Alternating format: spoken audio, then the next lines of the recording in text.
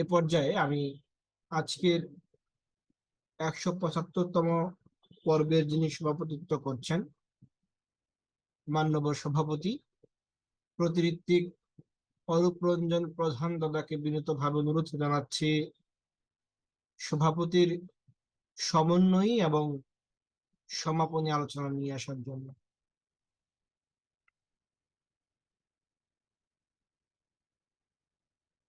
অরূপ দা কি শুনতে পাচ্ছেন?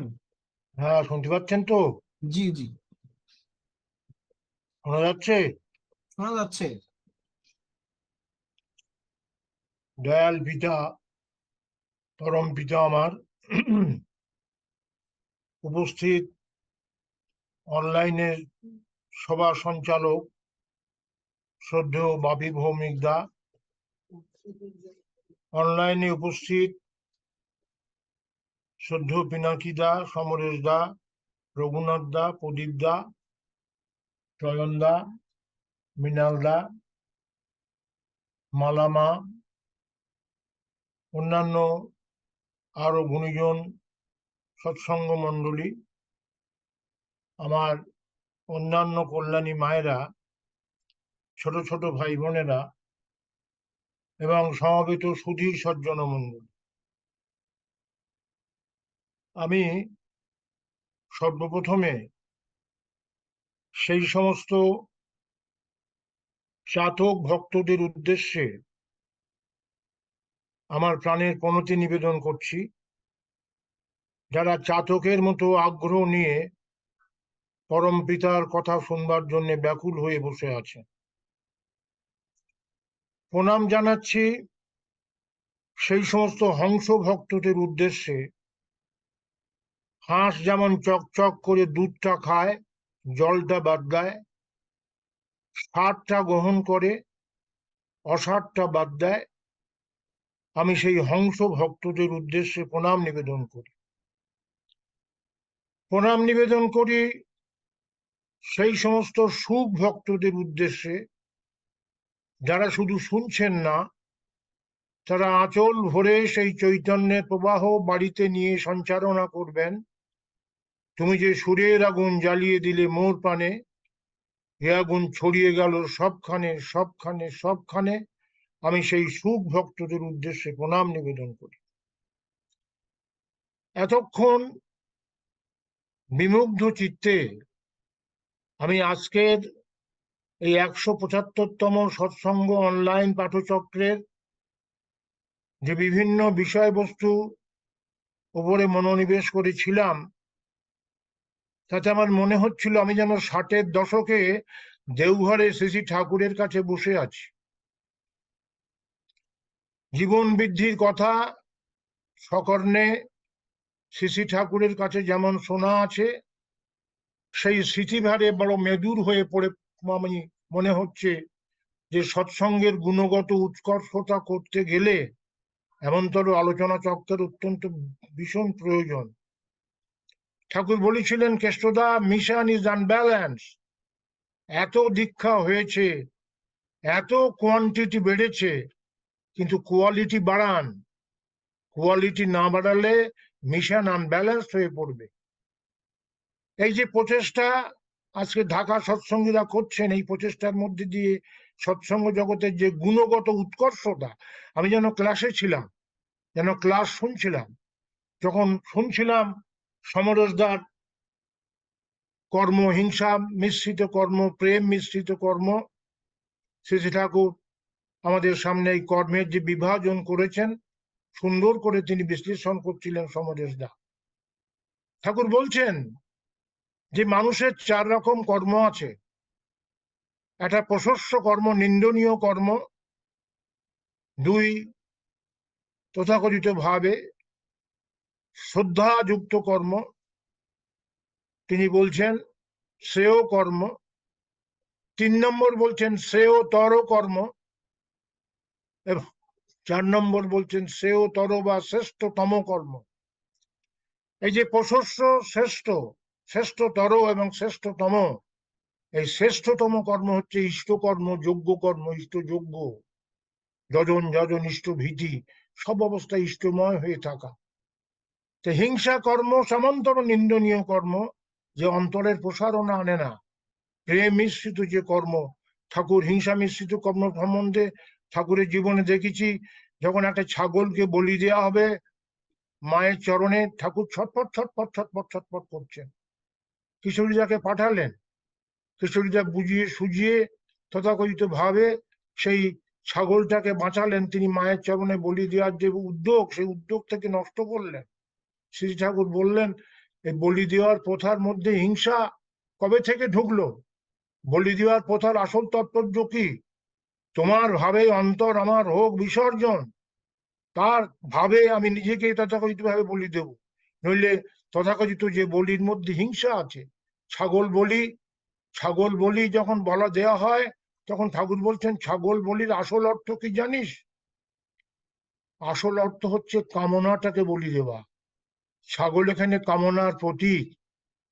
এই যে কামনা, আমরা কামনাটা ঠিক বজায় রাখছি, কিন্তু ছাগল বলি দিচ্ছি। ঠাকুর বলছেন এটা হিংসা কর্ম, এটা বলির মতো মহৎ কর্ম হচ্ছে না, আত্মবিসর্জন হচ্ছে না। আমরা অনেক সময় মহিষ বলি দেই।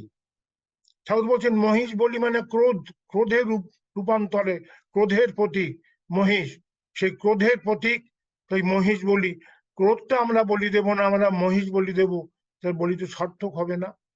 ঠাকুর বলছেন কাম ক্রোধ লোভ, লোভটাকে বলি দাও। লোভটাকে বলি দেওয়ার জন্য প্রতীক করা হয়েছিল কি? প্রতীক করা হয়েছিল পাকা কলা। কলা বলি দাও। ঠাকুর তথাকথিতভাবে প্রতীকটা করা হয়েছিল লোভ প্রতীক, কিন্তু আমরা সেই প্রতীকটাকে তথাকথিতভাবে নিজেদের জীবনে চরিত্রগত করতে পারছি না, হিংসাত্মক কর্ম আমরা করছি। ঠাকুর বলছেন মোহটাকে বলি দাও। সে মোহের প্রতীক কি? মোহের প্রতীক আমরা জানেন আপনারা, অনেকে আঁখ বলি দেয়। আঁখের যে সুলভ গন্ধ তথা মিষ্টতা, সে আঁখ হচ্ছে মোহের প্রতীক। সেই জন্যে মোহ বলি দেওয়ার কথা বলা হয়েছে শ্রী শ্রী ঠাকুর অনুকূলচন্দ্রের যে জীবন দর্শনে প্রেমপূর্ণ যে কাজ। তারপরে আমরা দেখছি কাম ক্রোধ লোভ মোহ মদ অহংকার। অহংকার, এই অহংকারের প্রতীক কি? অহংকারের প্রতীক হচ্ছে একটা সরু ডগার মধ্যে একটা এত বড় কুমড়ো, অহংকারের স্ফীত চিহ্ন। কুমড়ো বলি দেওয়া কিন্তু অহংকারের তথাকথিত ভাবে অহংকার বলি দেওয়ার রূপক। আমরা অহংকারটা বজায় রাখছি, আমরা তথাকথিত ভাবে কুমড়ো বলি দিচ্ছি। ঠাকুর এই বলির তাৎপর্যকে কিন্তু হিংসাত্মক কর্ম বলছেন, তিনি সেটা প্রেমপূর্ণ কর্ম বলছেন না। কিন্তু চৈতন্যের যদি আমরা এতটুকু পরিবর্তন করি, তাহলে হিংসাত্মক কাজ কেমন করে প্রেমপূর্ণ কাজে রূপান্তরিত হয়। আমরা তখন আমাদের অহংকারটা বলি দিয়ে বলতে পারি, আমার মাথা নত করে দাও হে তোমার চরণ ধুলির তলে, সকল অহংকার হে আমার ডুবাও চোখের জলে। তারপরে কাম ক্রোধ লোভ মোহ মদ মাৎসর্য, পরনিন্দা পরচর্চা। এই পরনিন্দা পরচর্চা, তোমার নজর যদি অন্যের কেবল কুই দেখে, তুমি কারো ভালো দেখতে পারবে না। ঠাকুর এমনি করে আমার স্বভাবকে শিষ্ট সুন্দর করার শিক্ষা দিচ্ছেন। সুতরাং আমরা কি দিচ্ছি? আমরা দেখছি যে সুপুরি বলি দেওয়ার ব্যবস্থা আছে। সুপুরি যেমন চিবিয়ে চিবিয়ে খাই, তেমনি পরনিন্দা পরচর্চা অনেকে চিবিয়ে চিবিয়ে করে। ওই সুপুরি বলি দেওয়ার মধ্যে দিয়ে হিংসাত্মক কাজটা আমাদের কেমন করে প্রেমে রূপান্তরিত হয়। এই যে উজ্জীবনের মন্ত্র, এই যে উজ্জীবনের শিক্ষা, শ্রী ঠাকুর অনুকূলচন্দ্র এই উজ্জীবনের শিক্ষার মধ্যে দিয়ে হিংসাটাকে কেমন করে রূপান্তরিত করছেন প্রেমে। প্রেমকে প্রার্থনা করো আর হিংসাকে পরিহার করো, শ্রী ঠাকুর আমাদের এই বাণীর মধ্যে দিয়ে সুন্দর করে বুঝিয়েছেন। কথা ছিল চতুষ্পদ জন্তুকে বলি দাও। চতুষ্পদ জন্তু মানে কি? মন বুদ্ধি চিত্ত অহংকার। একটা মানুষের তথাকথিত ভাবে সমস্ত প্রবৃত্তি এমনি করে যখন প্রভুর চরণে বলি দেওয়া হয়, তখন কিন্তু আমাদের কাছে হিংসাটা আর হিংসা থাকে না। তখন তা জীবন বৃদ্ধির ক্রমতৎপরতা নিয়ে ধীরে ধীরে কিন্তু এগিয়ে চলে। সমরেশ দা, আপনাকে কৃতজ্ঞতা জানাবো। আপনি অত্যন্ত সুন্দরভাবে এই হিংসাপূর্ণ কাজ, গোপনতা যেখানে থাকে, যেখানে দুর্বলতা থাকে, ঠাকুর বলেছেন কামের দুর্বলতা আছে, প্রেমের দুর্বলতা নেই। কাম মানে আমি তো আপনাকে শেষ করব, আমি তো আপনাকে সর্বস্ব দিয়ে আপনাকে ধ্বংস করব। আর ধ্বংস করার মোটিভ কেউ পাবলিকলি বলে না, গোপন করে। সেই জন্য কামে গোপন থাকে, প্রেমে কিন্তু কোনো গোপন থাকে না।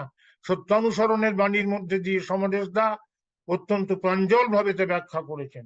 এরপরে রঘুনাথ দার আলোচনা শুনলাম, আমরা দেখলাম কৃতি বিধানের মধ্যে দিয়ে যে মানুষের যার যা পাওনা, যে কোনো ব্যবস্থায় যার যেটুকু ডিউ তাকে তেমনতর শ্রদ্ধা করতে হয়।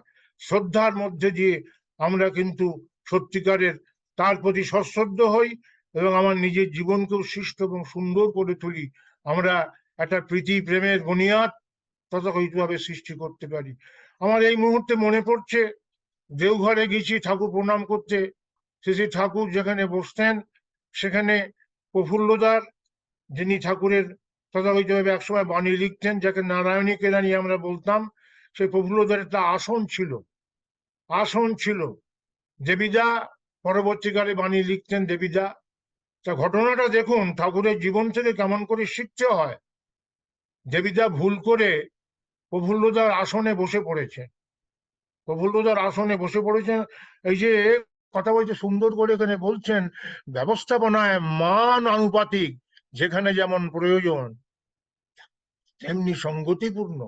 এই যে মান, আমার দেখছি প্রফুল্লদার আসনে দেবীদা বসে পড়েছেন, ঠাকুর অনুকূলচন্দ্র কথা বলতে বলতে অস্বস্তি হচ্ছে, ঠাকুর কথা আর বলতে পারছেন না, কেমন যেন অস্বস্তি হচ্ছে, দেবীদা বুঝতে পারছেন না। অস্বস্তি হতে হতে ঠাকুর আর থাকতে পারলেন না। ঠাকুর সঙ্গে সঙ্গে দেবীদাকে সিংহ বিক্রমে বললেন, ওঠ, প্রফুল্লর আসন থেকে তুই ওঠ, প্রফুল্ল তোর সিনিয়র, প্রফুল্লর আসনে তুই বসছিস, এমনি করে শ্রদ্ধার গাঁট গুলো তোর যদি কেটে দিস, শ্রদ্ধার শিকড় গুলো তোর যদি কেটে দিস, তাহলে আমার আন্দোলন দাঁড়াবে কোথায়? এই যে যার যার মান, তিনি সিনিয়র, তিনি বয়োজ্যেষ্ঠ, তিনি সেখানে নেই, তার আসনটা পড়ে আছে, সেখানে আসনে কিন্তু দেবীদের বসাটা ঠাকুরের শিক্ষা জগতের মানদণ্ডে কিন্তু সমীচীন হলো না। এমনি করে শ্রী ঠাকুর আমাদের কাছে ওই শ্রদ্ধার যে বিহিত আচরণ, সেই বিহিত আচরণ শেখাচ্ছেন। তিনি বলছেন, বিশ্বনাথের জয় জিগিরে লোক না হয় ফুল্ল, সে ধ্বনিতে নেই ভগবান, দুশ্মনী তার মূল্য। কতগুলো বক্তৃতা দিয়ে কিন্তু বিশ্বনাথের জয় জিগির যদি আমি করি, তার মধ্যে দিয়ে কিন্তু ভগবত্তা প্রচার হয় না, প্রচার হয় আচরণে। তাই বারে বারে আমাদের সাবধান করেছেন, বিশ্বনাথের জয় জিগিরে লোক নয় ফুল্ল, সে ধ্বনিতে নেই ভগবান, দুশ্মনী চাই মূল্য। কখনো ঠাকুরের মাস্টারমশাই, আমি যখন নারকেলডাঙ্গায় থাকতাম, নারকেলডাঙ্গায় ঠাকুরের মাস্টারমশাই থাকতেন শশীভূষণ মিত্রি। শশীভূষণ মিত্র যখন ঠাকুরের কাছে দীক্ষা নিয়েছেন, মাস্টারমশাই হয়েও ছাত্রের কাছে দীক্ষা নিয়েছেন, তিনি যখন ঠাকুরের কাছে যেতেন, মাস্টারমশাই আসতে শুনলে ঠাকুর সঙ্গে সঙ্গে তামাক খাওয়াটা পর্যন্ত বন্ধ করে দাঁড়িয়ে মাস্টারমশাইকে সম্বর্ধনা করছেন। এটা ঠাকুরের জীবনে দেখেছি তথাকথিত ভাবে। যখনই কোনো সিনিয়র এসছেন, ঋষি চৌধুরী পাবনা থেকে গেছেন, ঠাকুর সঙ্গে সঙ্গে তামাক সরিয়ে দিয়েছেন। কমলাকান্ত বাবু ঠাকুরের কাছে গেছেন, ঠাকুর সঙ্গে সঙ্গে তামাক সরিয়ে দিয়েছেন, মুখো সরিয়ে দিয়েছেন। এই যে বিহিত আচরণ, আমার মনে আছে আমরা ঠাকুর প্রণাম করার পরে পূজ্যপাদ বড়দার একটা আসন থাকতো। পূজ্যপাদ বড়দার আসন সহ্য শরৎ দাদা জ্যোতিরিত্রিক শরৎদা গিয়ে ঠাকুরকে প্রণাম করে বসে পড়েছেন, ঠাকুরকে প্রণাম করে বসে পড়েছেন, ঠাকুর ছটফট ছটফট করছেন। এই শিক্ষা আমাদের কেমন করে চরিত্রগত করছে, কোথায় কেমন কতখানি শ্রদ্ধা দেখানো প্রয়োজন। শ্রদ্ধার শিকড়টাকে দুর্বল করতে নেই, বিহিত আচরণের মধ্যে দিয়ে তাকে শোভন দৃশ্য করে তুলতে হয়, সৌন্দর্য তখন ফুটন্ত হয়ে ওঠে। এই যে বাণীর মর্ম আমরা দেখলাম, শরৎদা যেই বসে পড়েছেন, ঠাকুর বারে বারে ছটফট ছটফট করছেন আর বলছেন, শরৎদা বড় খোকা, শরৎদা বড় খোকা, শরৎদা বড় খোকা। মানে বড়দার আসনটা পড়ে আছে, শরৎদা ঠাকুর প্রণাম করার পরে বিধি অনুযায়ী বড়দার আসনটাকে প্রণাম করা হয়নি। সঙ্গে সঙ্গে শরৎদা বলছেন, ঠাকুর আমি বুঝতে পারিনি, ঠাকুর বড়দা তো কলকাতায় গেছেন। ঠাকুর বললেন, ওই আসনটাকেও প্রণাম করেন। নতির শিক্ষা ঠাকুর অনুকূল চন্দ্রমনি করে দিয়েছেন। একবার খেপুদার সাথে ঠাকুরের কথা কাটাকাটি হচ্ছে, কোন একটা ব্যাপারে কথা কাটাকাটি হচ্ছে, পূজ্যপাদ বড়দা পূজ্যপাদ কাজলদা ওখানে দাঁড়িয়ে শুনছেন। তার বাবার সঙ্গে ঝগড়া হচ্ছে বলে তারা খেপুদার প্রতি একটু অসন্তুষ্ট। খেপুদা যখন চলে গেলেন, তখন শ্রী ঠাকুর কাজলদা এবং বড়দাকে বললেন, তোর কাকা দাঁড়িয়ে আমার সঙ্গে তর্ক করছিল, কাকাকে একটা আসন দিতে পারিসনি, কাকাকে একটা আসন দিতে পারিসনি। ঠাকুরের জীবন থেকে জীবন নিয়ে, তার হাসি থেকে হাসি নিয়ে, তার কথা থেকে তার কথা নিয়ে, তার চিন্তা থেকে তার চিন্তা নিয়ে, তার চেতনা থেকে তার চেতনা নিয়ে এই শিক্ষাগুলো মানুষের কাছে তুলে ধরুন। এর মধ্যে দিয়ে তার বাণী রূপ পায়, তার বাণীর চর্চা হয়, এবং এই তার বাণী আমাদের জীবনে কতখানি প্রয়োজন, তার একটা গুণগত উৎকর্ষতায় আমরা কিন্তু ভরপুর হয়ে উঠি। সুতরাং বড়দা এবং কাজলদা বলছেন তোমার সঙ্গে তর্ক করছিলেন, তোমার সঙ্গে তর্ক করছিল কাজলদা, তুমি বলতেন তোমার সঙ্গে তর্ক করছিল, আমার ভালো লাগেনি বাবা। আমার সঙ্গে তর্ক করছে আমার ভাই, তাতে তোর কাকার প্রতি শ্রদ্ধা কমবে কেন? শ্রী শ্রী ঠাকুর অনুকূল চন্দ্র। রঘুনাথ দা, আপনি এই কৃতি কথা কই যে কৃতিটার কৃতি ও বিদেহনা গ্রন্থ থেকে ব্যাখ্যাটা অতি অপূর্ব জীবন্ত ভাবে করেছেন, তার জন্য আপনার কাছে আমি কৃতজ্ঞতা জানাই। প্রদীপদার ব্যাখ্যা শুনছিলাম, বিধি বিনয়না। প্রদীপদার সম্পর্কে আর কি বলবো, প্রদীপদার বক্তব্য এত মূল্যবান, এত প্রাণস্পর্শী, এত আবেগ মথিত যে আমার নিজেরই মনে হচ্ছিল আরো অবাক হয়ে শুনি। ব্যাখ্যাগুলো দেখছিলাম, ভালোবাসা তথাকথিত ভাবে বিচারের কথা তিনি বলছেন, তুমি কখন শাস্তা হয়ে উঠতে পারো, তাকে তুমি শাস্তি দিতে পারো। আমরা সাধারণভাবে শুনেছি শাসন করা তারই সাজে সোহাগ করে যে, এই প্রেম ছাড়া শাসন করা যায় না। শেষে ঠাকুর অনুকূলচন্দ্র সুন্দর করে বলছেন তখনও তুমি শাস্তা হওয়ার উপযুক্ত হওনি। আজকের পানিশমেন্ট থিওরিতে, আজকের বিচার বিভাগের কাছে এটা একটা স্ট্যান্ডিং দৃষ্টান্ত। এই স্ট্যান্ডিং দৃষ্টান্তর মধ্যে দিয়ে আমরা রবীন্দ্রনাথের কথা বারবার স্মরণ করছি, দণ্ডিতের সাথে দণ্ডদাতা কাঁধে যাবে সমান আঘাতে, সর্বশ্রেষ্ঠ সে বিচার।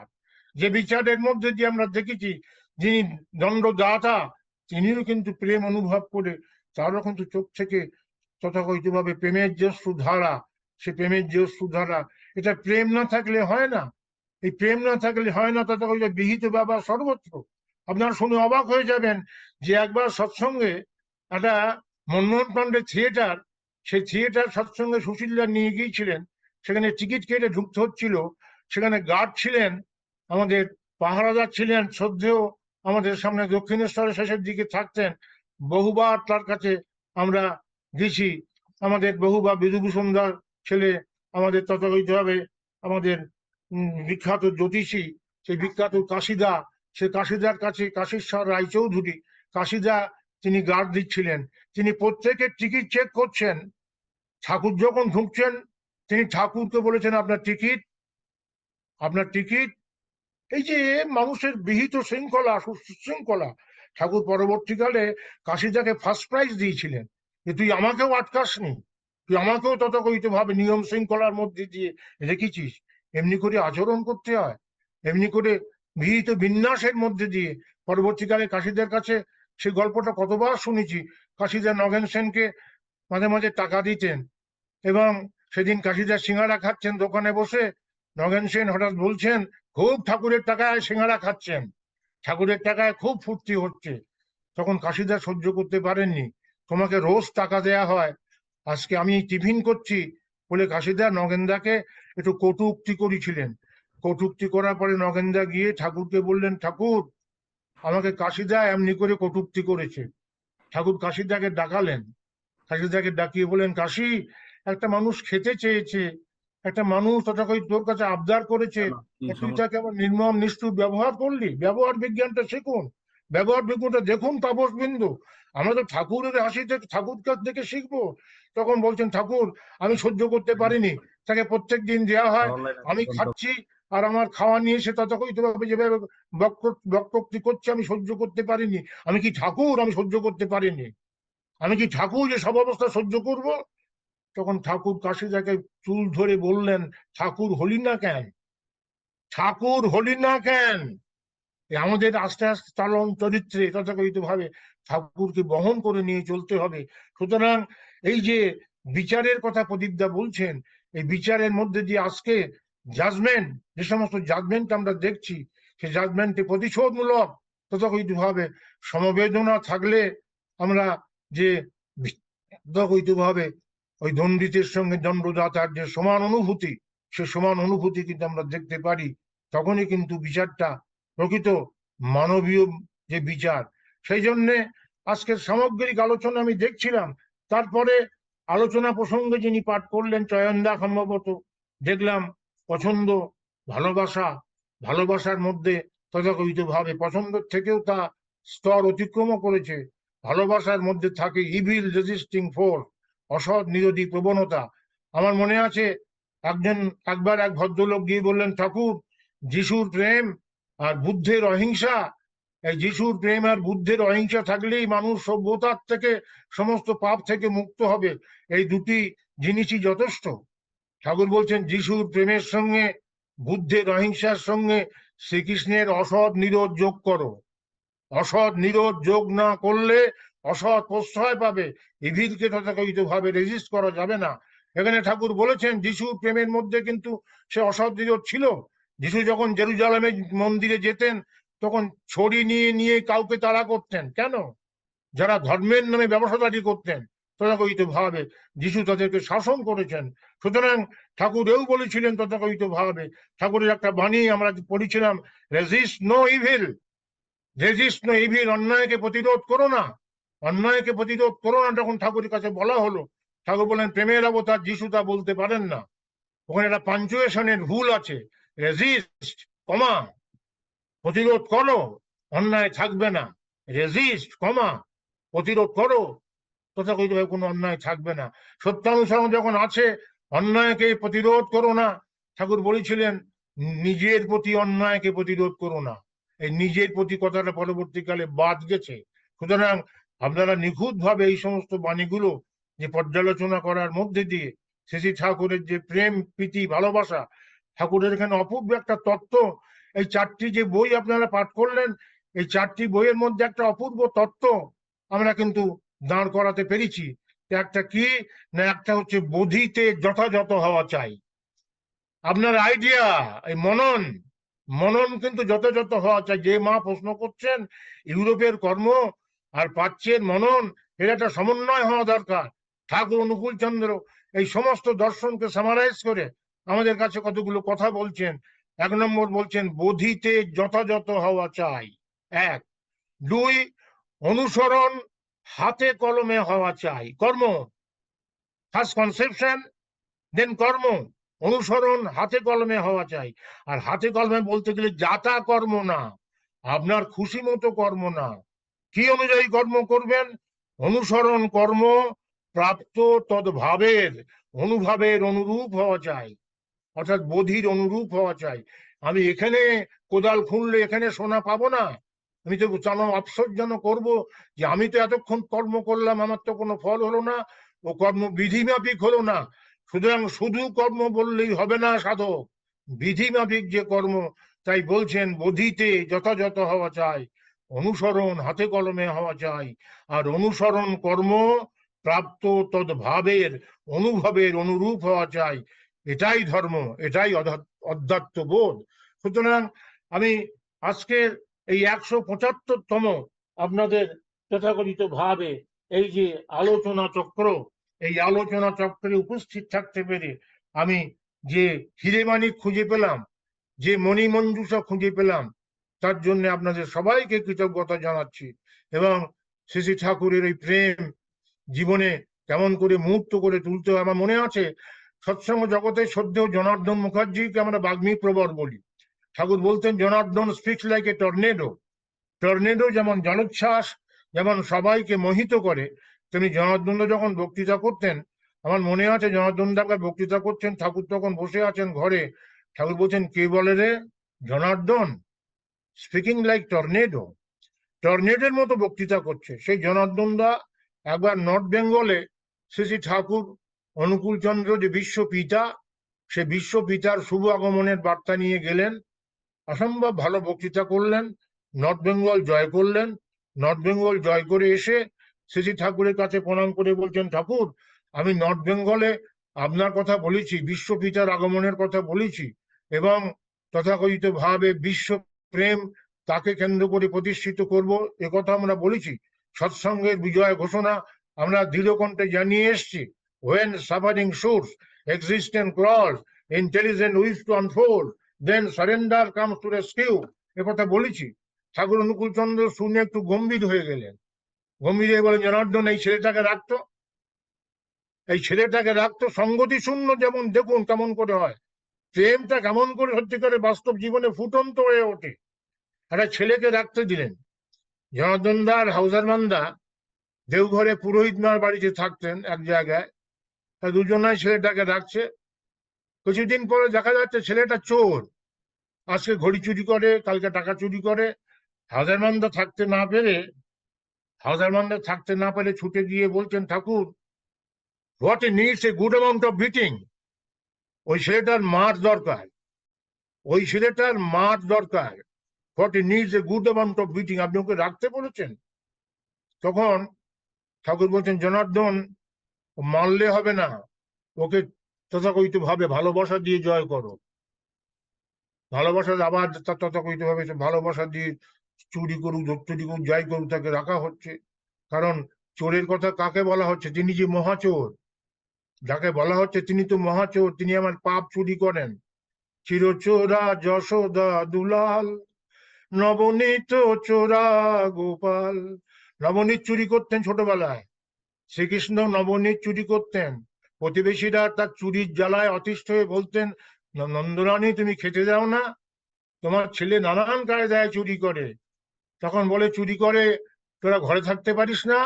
হ্যাঁ, ঘরে থাকি নন্দরানী, তোমার ছেলে খুব বুদ্ধিমান, ঘরে ঢোকে না, আগে ঢোকে গোয়ালে, গোয়ালে গিয়ে বাছুরের দড়িটা কেটে দেয়, বাছুরের দড়িটা কেটে দিয়ে বাছুর চলে যায়, বাছুর পালিয়ে গিয়ে মার কাছে দুধ খায়। আমরা গোয়ালা, আমাদের দুধের দরকার, আমরা বাছুরটাকে যেই সামলাতে যাই অমনি খালি ঘরে এসে চুরি করে খায়। নন্দরানী, চিত চোরা যশোদা দুলাল, নবনীত চোরা গোপাল, শঙ্করং দুঃখ তস্করং। শঙ্করকে বলা হয় না শ্রাবণ মাস, শঙ্করের মাস, শঙ্করকে বলা হয় দুঃখ তস্কর, তিনি দুঃখকে চুরি করেন। সুতরাং সেই মহাচৌর্য, চৌর্য অগ্রগণ্য বলে একটা শব্দ আছে ভাগবতে, সেই মহাচোর। তখন অনেকে বলেন, সেই প্রতিবেশীরা বলেন, জিনিসটা উপরে রাখতে পারিস না?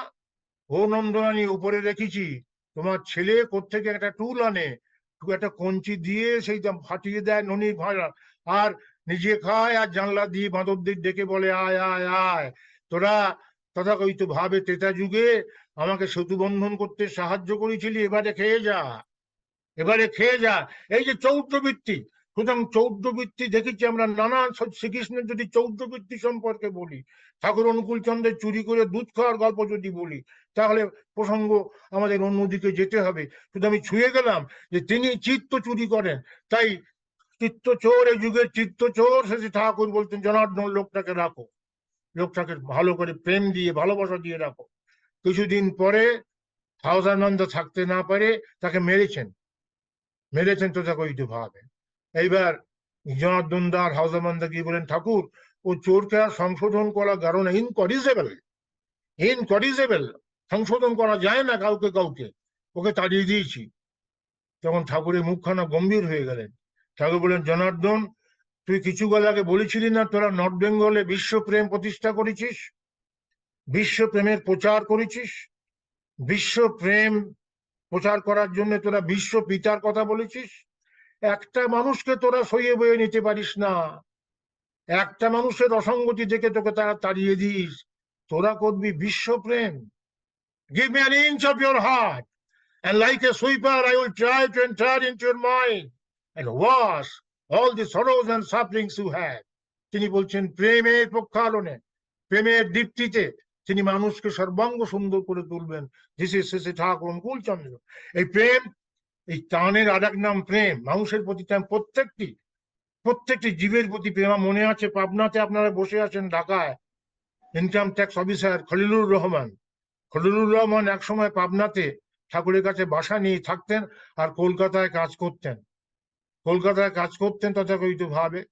তার গিন্নি চিঠি লিখেছে, তোমার ছেলে মারাত্মক অবস্থায় ভুগছে, অসুখে ভুগছে, মৃত্যু তার শিয়রে, সে মৃত্যু এক তথাকথিত ভাবে কঠিন রোগ শয্যায় সে আছে, তুমি পত্রপাঠ চলে এসো। দেখুন শ্রী ঠাকুর অনুকূল চন্দ্র আমাদের জীবনের সমস্ত অন্ধকারকে কেমন করে ওই জীবনে বাঁচার মন্ত্রে জীবিত করেন। খলিলদা সঙ্গে সঙ্গে গেলেন পাবনায়। পাবনায় গিয়ে ভাবছেন তথাকথিতভাবে ঠাকুরকে প্রণাম করে অসুখের কথা নিবেদন করে বাড়ি যাব, ছেলেটা অসুস্থ, ছেলেটা মরণাপন্ন, ছেলের কাছে যাব, এই বলে যেই ঠাকুরকে প্রণাম করতে গেছেন, ঠাকুর বলছেন খলিলদা কখন আসলেন? ঠাকুর এই ঢুকছি। এক্ষুনি মেদিনীপুরে চলে যান, মেদিনীপুরে আপনার জন্য বিরাট অনুষ্ঠান আছে, আপনি এক্ষুনি মেদিনীপুরে চলে যান। ওরা টেলিগ্রাম করেছিল। খলিলদা বুঝলেন যে ঠাকুর আমাকে বাড়িতে যেতে দেবেন না, নিষ্ঠুর নির্মম, কিন্তু এর অন্তরালে প্রেম কিভাবে চিকচিক করে দেখুন। খলিলদা চলে গেলেন ছেলেকে রেখে, নিষ্ঠুরের মতো, নিষ্ঠুর পিতার মতো চলে গেলেন। কিন্তু পুরুষ তোমার এই করিয়াছি জীবনের ধ্রুবতারা, তাকে তিনি, তাকে ছাড়া আর কাউকে তিনি প্রাধান্য দিলেন না। ইষ্টের চেয়ে থাকলে আপন, ছিন্ন ভিন্ন তার জীবন। আমরা জানলাম খলিলদা মেদিনীপুরে গিয়ে কাজ করছেন। সপ্তাহখানেক পরে বৌদি চিঠি লিখছে, তুমি মন দিয়ে ঠাকুরের কাজ করো, তোমার ছেলে ভালো আছে, তোমার ছেলে ভালো আছে, সুস্থ আছে। এইবার খলিলদা ধীরে ধীরে পাবনা আশ্রমে ঢুকছেন, ভাবছেন ছেলে তো ভালো আছে, যাই ঠাকুরের সাথে একটু গল্প গুজব করে বাড়ি যাব। ঠাকুর কাছে যেই গল্প গুজব করতে গেছেন, ঠাকুর বলেন খলিলদা কখন আসলেন? এই ঢুকছে, এক্ষুনি বাড়ি যান, এক্ষুনি বাড়ি যান। তখন খলিলদার মনে একটা প্রশ্ন আসলো।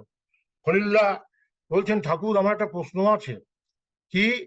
না, আমার যখন বাড়ি যাওয়ার দরকার ছিল তখন আপনি আমাকে নিষ্ঠুরের মতো তাড়িয়ে দিয়েছেন, আর এখন আমার বাড়ি যাওয়ার দরকার নেই, আমার ছেলে সুস্থ, আপনি বলছেন এক্ষুনি বাড়ি যান। এর রহস্য কি দয়াল? এর রহস্য উন্মোচন করুন। তখন খলিলদাও ছাড়বেন না, ঠাকুরও ছাড়বেন না। কিছুক্ষণ পরে ঠাকুর বলছেন খলিলদা আপনার ছেলে মরণাপন্ন, আমি দিব্য চক্ষে দেখলাম যমরাজ ওর মাথার কাছে দাঁড়িয়ে আছে, ওর মরণাপন্ন অবস্থা, মারা যাবে, কিন্তু দেখলাম ও আপনাকে দেখবার জন্য একটু বাবাকে দেখবো, একটু বাবাকে দেখবো, একটু বাবাকে দেখবো, পিতাকে দেখবার জন্য ওর প্রচন্ড একটা টান আছে। এই টানের জন্য রেজিস্ট করছে, লড়াই করছে, মৃত্যুর সঙ্গে পাঞ্জা লড়ছে। ওই পিতার শ্রদ্ধা, পিতার টান, ওই টানের জন্য লড়াই করছে। তাই ভাবলাম আপনাকে সরিয়ে দিয়ে টানে টানে টানে টানে সওয়ালটাকে যদি বাঁচিয়ে রাখা যায়। হলিল্লা আমি খুব নিষ্ঠুর না, আমি খুব নিষ্ঠুর না ঠাকুর? তখন বলছেন এই যে টান, ভালোবাসার টান, কর্মে আনে সফলতা, জীবনে উত্থান। কত কথা বলবো বাপিদা, কত কথা বলবো পিনাকিদা। ঠাকুর অনুকূল চন্দ্র রাতের পাতে thousands of Vivekananda can tell with millions of years, can only tell only 1 million of words about Sri Ramakrishna.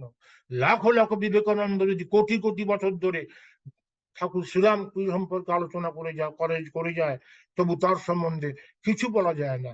এই প্রেমিক, এই প্রেমিক দয়াল, প্রেমিক, প্রেমের রাজা, প্রেমের সিংহাসন, তিনি কেমন করে ওই ভালোবাসার মধ্যে দিয়ে তিনি বলেছেন তথাকথিত ভাবে love love love is the ambrosia of haven.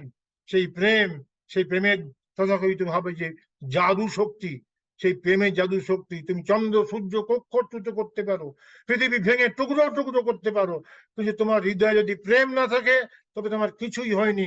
Shri Thakur অনুকূল চন্দ্র এই বার্তা আমাদের কাছে দিয়েছে। আমার মনে আছে সৎসঙ্গের একজন প্রবীণ ভক্ত সদ্য গোবর মজুমদার দা, সদ্য আপনারা জানেন পাবনা মলের সতু সান্যাল গোবর মজুমদার দা, এরা শ্রী ঠাকুরের একটা অন্য রসের ভক্ত।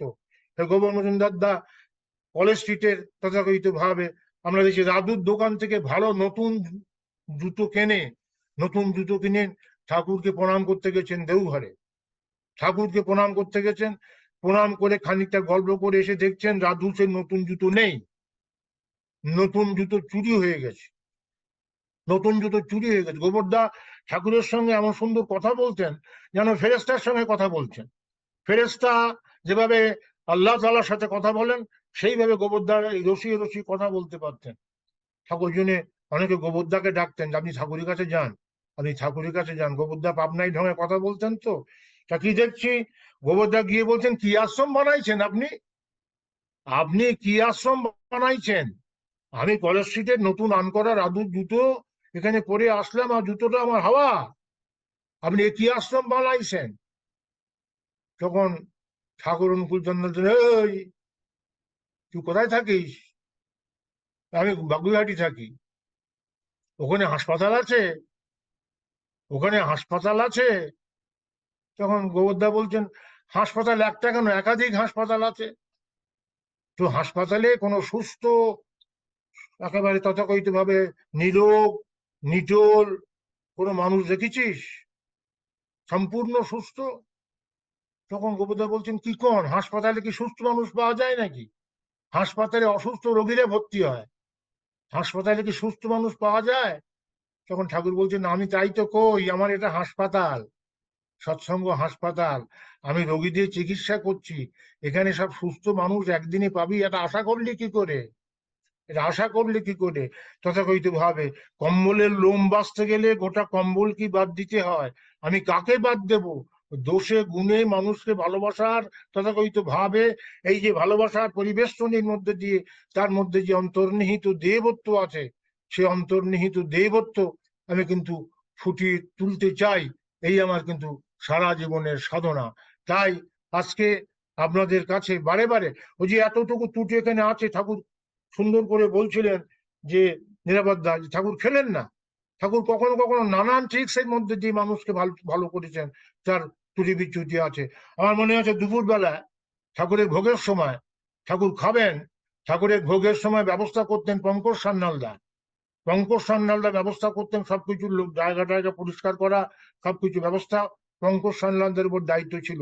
আমি ঠাকুরের কথা বলতে ভালোবাসি, কারণ ঠাকুরের বাণী, এই যে বইগুলো পড়ছেন, চর্চার মধ্যে দিয়ে আমরা স্বাদ পাই, কিন্তু যে জীবন চামড়া চোখ দিয়ে ওই আয়ত আঁখি যুগলে স্নেহ করুণার পীযুষ ধারা, মুখমণ্ডলে লাবণ্যের দীপ্তি, অধর পল্লবে লালিমা মণ্ডিত হাসি, জ্যোতির ছটা, কণ্ঠস্বরে ললিত গাম্ভীর্য, অঙ্গভঙ্গিতে মোহন মাধুর্য, প্রাণ ভোলানো, ক্ষণ ভোলানো, ভুবন ভোলানো সেই রূপ, যার প্রতি নিবেদিত জীবন চলনার মধ্যে দিয়ে দুনিয়ার বাজারে গড়ে উঠেছে একটা সমন্বয়ী সৌকর্য এবং শুভ সন্দীপী তাৎপর্য। যে অভ্রান্ত লোকনায়ক জীবনে কোনো ভুলের জন্য অনুশোচনা করেননি, আদর্শ প্রেমিকের মতো, যার দরজা থেকে আজ পর্যন্ত কোনো মানুষ ফিরে যায়নি, সেই শ্রী শ্রী ঠাকুর অনুকূল চন্দ্র। আমরা কি দেখছি, তার ভোগের সময় হচ্ছে দুপুরবেলায়, পঙ্কজদা ব্যবস্থা করছেন সবকিছু। এমন সময় কালীষষ্ঠী মা, তিনিও পাবনায় বহুদিন ছিলেন তথাকথিত ভাবে, কালীষষ্ঠী মা, পরবর্তীকালে দেওঘরেও তিনি ছিলেন। কালীষষ্ঠী মা, বৃষ্টি হচ্ছে, ছাতি নিয়ে ঠাকুরের ঘরে ঢুকলেন, ঠাকুরের ঘরে ঢুকলেন।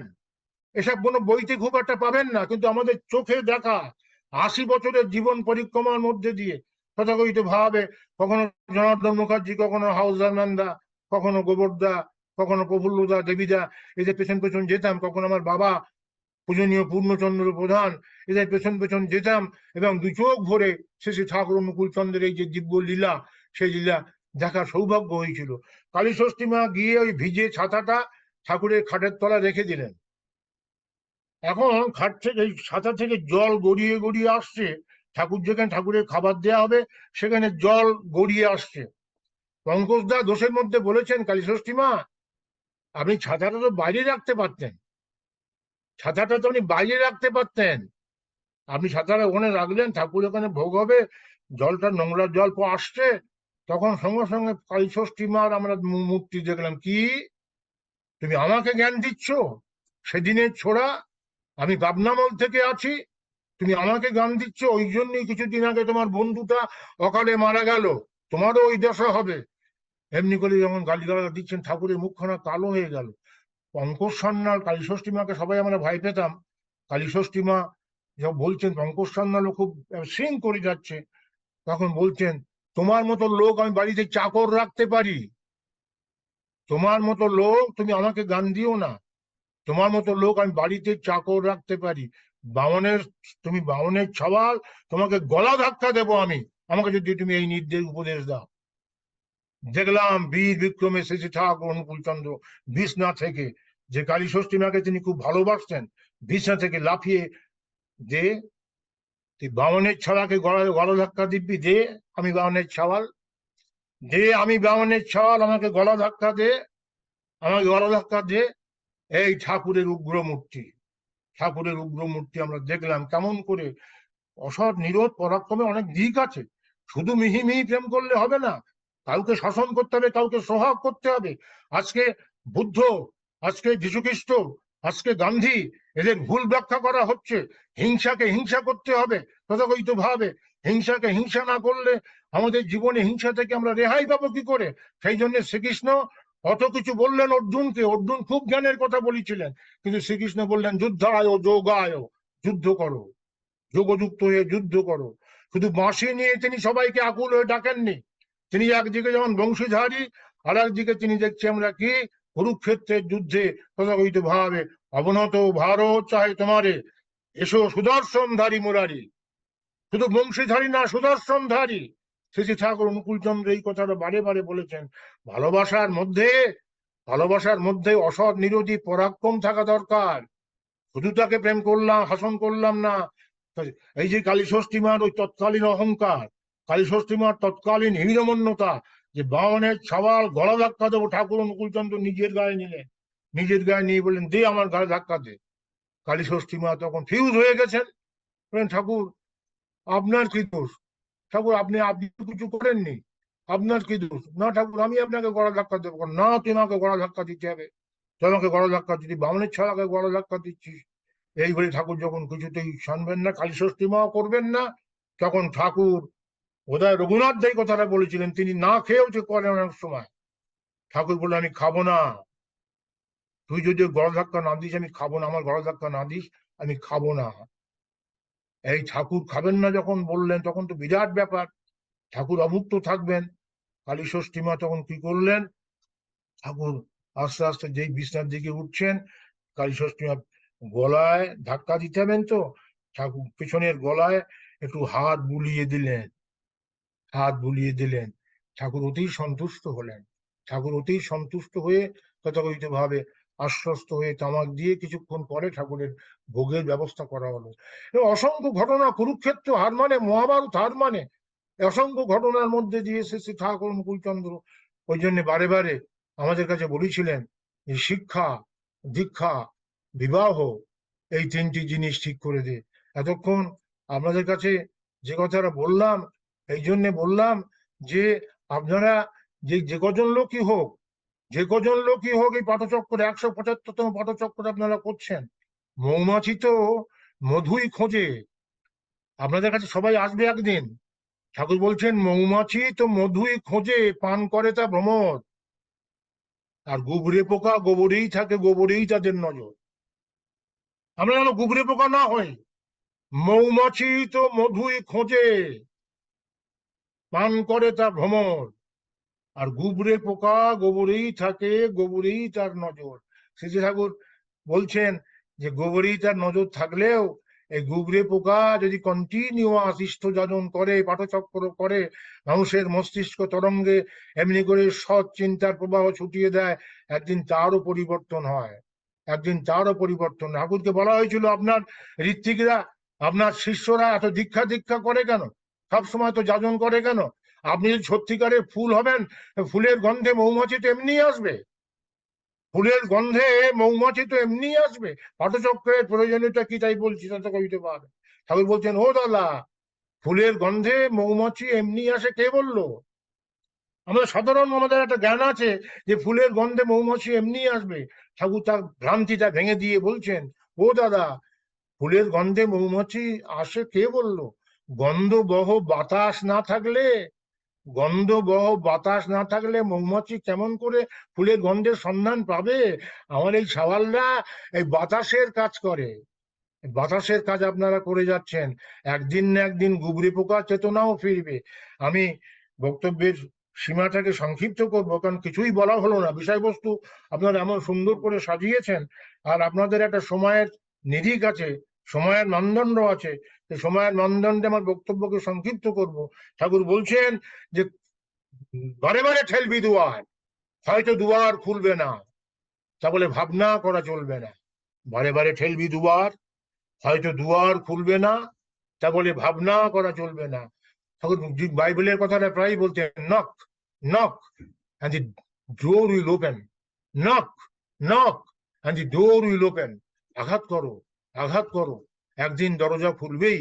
সেই দরজা খোলার যে অমৃত আন্দোলন আপনারা করছেন, সুদূর ঢাকায় বসে পরম পিতার আতুল চরণে প্রার্থনা করি আপনারা সুস্থ থাকুন, সুখী থাকুন, এমনি করে পরম পিতাকে ছড়িয়ে দিন, গুবরে পোকা, ও গুবরে পোকা মধু খাবে না। মৌমাছিরা বলে যায়, গুবরে পোকা মধু খাবে না। গুবরে পোকা বলে, গুবরে পোকার অভ্যস্ত সংস্কারে গুবরে পোকা বলে, গোবরের থেকে আর ভালো খাবার আছে নাকি? গোবরের থেকে আর ভালো খাবার আছে নাকি? মৌমাছি তবু ছাড়ে না। মৌমাছি বলে যায়, গুবরে পোকা, গুবরে পোকা মধু খাবে না, মধু খাবে না। এই বারে বারে বলতে বলতে একদিন গুবরে পোকা চেতনা ফিরলো। গুবরে পোকা বলল, মৌমাছি চলো তো মধু খাবো, চলো তো মধু খাবো। এবার মৌমাছি ফুলে গুবরে পোকাকে বসিয়ে দিলেন। গুবরে পোকাকে নিয়ে একটা ফুলের মধ্যে বসিয়ে দিলেন। খানিক পরে বলছেন, গুবরে পোকা কেমন খাচ্ছ, গুবরে পোকা কেমন খাচ্ছ? তখনও তো অভ্যস্ত সংস্কার কাটেনি। তাই গুবরে পোকা বলছে, কেমন যেন গোবর গোবর গন্ধ মৌমাছি, কেমন যেন গোবর গোবর গন্ধ। তখন মৌমাছি বলছে, গুবরে পোকা তোমাকে আরো আরো তোমাকে ইষ্টে চেতনায় ডুব দিতে হবে। মূলাধার, স্বাধিষ্ঠান, বিশুদ্ধাক্ষ, কণ্ঠ, আজ্ঞা, সহস্রার, এই 7 বার ডুব দেয়ালেন। তথাকথিত ভাবে আরো ওঠো, আরো ওঠো, আরো ওঠো, তথাকথিত ভাবে।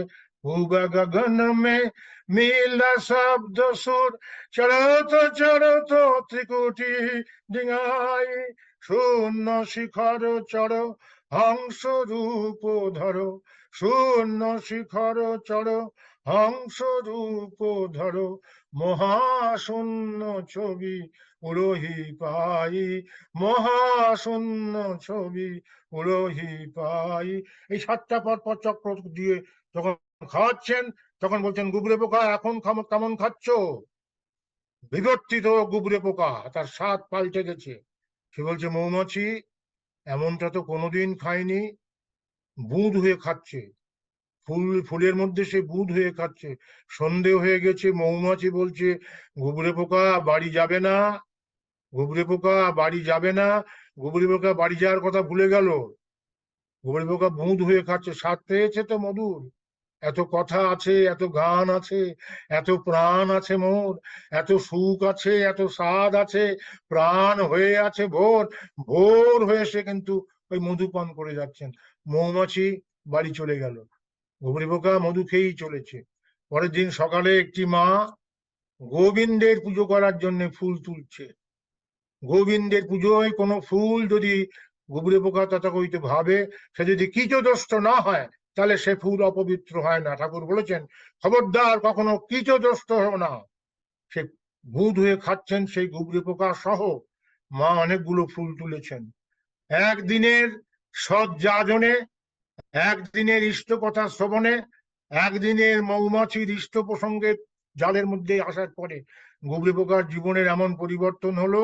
পরের দিন ওই মায়ের মাধ্যমে সে গোবিন্দের চরণে স্থান পেল তাকে পূজা করবার জন্য। পূজা শেষ হয়ে গেল, ফুলগুলো ফেলে দেওয়া হচ্ছে, ফুলগুলো ভেসে যাচ্ছে। তখন মৌমাছি তখন এসছে, গুবরে পোকা, গুবরে পোকা, গুবরে পোকা বাড়ি যাবে না, গুবরে পোকা বাড়ি যাবে না। গুবরে পোকা বলছে, মৌমাছি, মৌমাছি আমি চললাম অসীমের পথে, আমি চললাম অনন্তের পথে, তীরের সঞ্চয় তোর পড়ে থাক তীরে, তাকাস নে ফিরে, সম্মুখের বাণী নিক্তরে টানি, পশ্চাতের কর্ম কোলাহল হতে। পরম পিতার চরণে প্রার্থনা করি আপনারা এই 175 যেন হাজার হাজার বছর ধরে পাঠচক্রের ইতিহাসে একটা নতুন রেকর্ড তৈরি করে। ভালো থাকুন, সুস্থ হয়ে উঠুন এবং পরম পিতার কথাগুলো কাঁটায় কাঁটায় মেনে নিয়ে তার মুখে আনন্দের যে হিল্লোল, সে আনন্দের হিল্লোল ফোটান। এইটুকু কথা বলে সবাইকে প্রীতি শুভেচ্ছা এবং বন্দে পুরুষোত্তম জানিয়ে আমার ছোট্ট আলোচনা এখানেই শেষ করছি। জয় গুরু।